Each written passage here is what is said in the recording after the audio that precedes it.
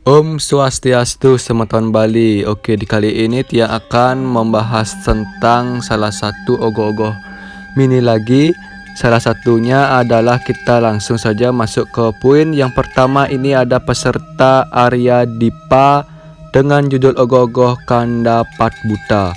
Kisahnya adalah Kanda Pat Buta Lontar Angastia Prana sebagai sumber literatur menyebutkan bahwa Kanda Pat atau Catur Sana adalah 4 saudara sebagai pelindung, pemelihara, dan penolong secara langsung jabang bayi sejak dalam kandungan sampai lahir. Setelah sang jabang bayi lahir disertai oleh Kanda Pat atau Catur Sana, kemudian keempat saudara yang dimaksudkan itu adalah Yehnyom atau air ketuban, Getih atau darah, Lamas atau selubung halus janin, dan ari-ari atau placenta.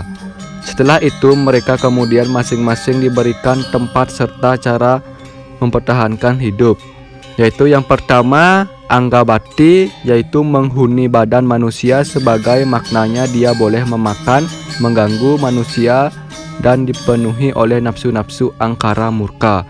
Yang kedua Merajapati, yang meliputi menghuni kuburan dan perempatan agung sebagai maknanya ialah bangkai mayat ditanami melanggar waktu yang terlarang oleh kala dan kecaping aksara padawasan.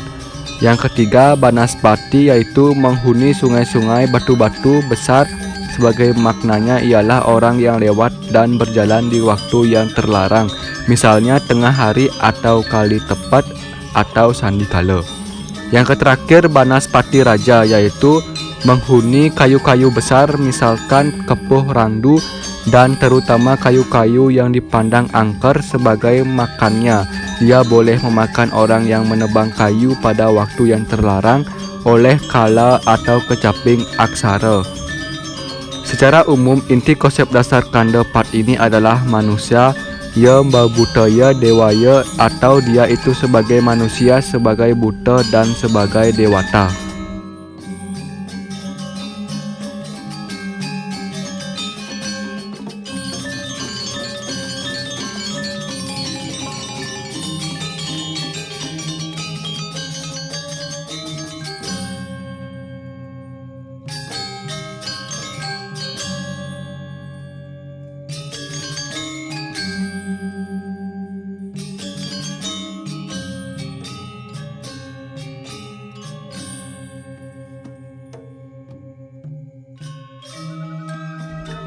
Yang nomor 2, ogoh-ogoh mini dari Iwayan Pase Astawa yang berjudul Sandikala.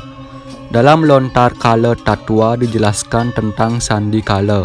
Sandikala merupakan istilah yang digunakan dalam menandakan waktu. Sandikala terdiri dari 2 suku, yaitu Sandi atau Sandi Sandya berarti pertemuan 2 ruas dan kala berarti waktu. Dengan demikian, yang dimaksud dengan sandikala yaitu sebuah fase pertemuan antara siang dan malam. Sandikala dimaknai dengan fase transisi dari 2 dunia yang berbeda, yaitu dari alam skala ke alam niskala. Maka dari itu, dalam kehidupan masyarakat tradisional Bali, ada sebuah larangan yang melarang masyarakat untuk beraktivitas pada saat sandikala. Karena diyakini mulai dari sandikala itu dunia sudah beralih menjadi milik dunia lain. Kekuatan dahsyat yang tak kesat mata dari sandikala tersebut dapat mengganggu dan membuat kita celaka. Buta kala yang muncul pada saat sandikala adalah satunya adalah Batara Kala. Batara Kala adalah putra Dewa Siwa yang diberi gelar penguasa waktu. Batara Kala sering disimbolkan sebagai raksasa yang perawakan gagah berwajah seram. Hampir tidak menyerupai seorang dewa, Batara Kala sering muncul pada saat sandikala dengan tujuan mencari mangsa ataupun memberi pengaruh buruk untuk masyarakat.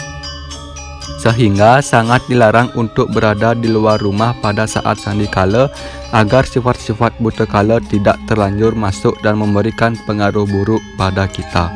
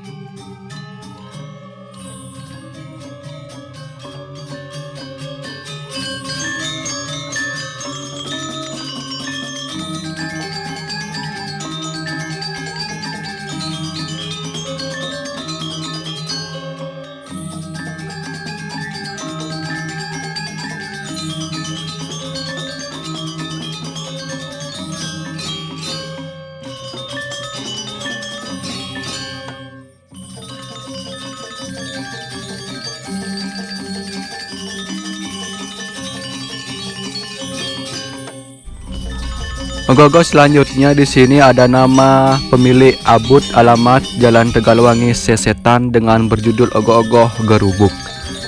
Gerubuk adalah wabah penyakit yang menyerang dalam suatu wilayah atau pada jenis makhluk hidup tertentu, di mana dalam lontar tertentu pengelar disebutkan pada musim gerubuk atau wabah ketika buta kala berkeliaran untuk menyebarkan penyakit atau gering.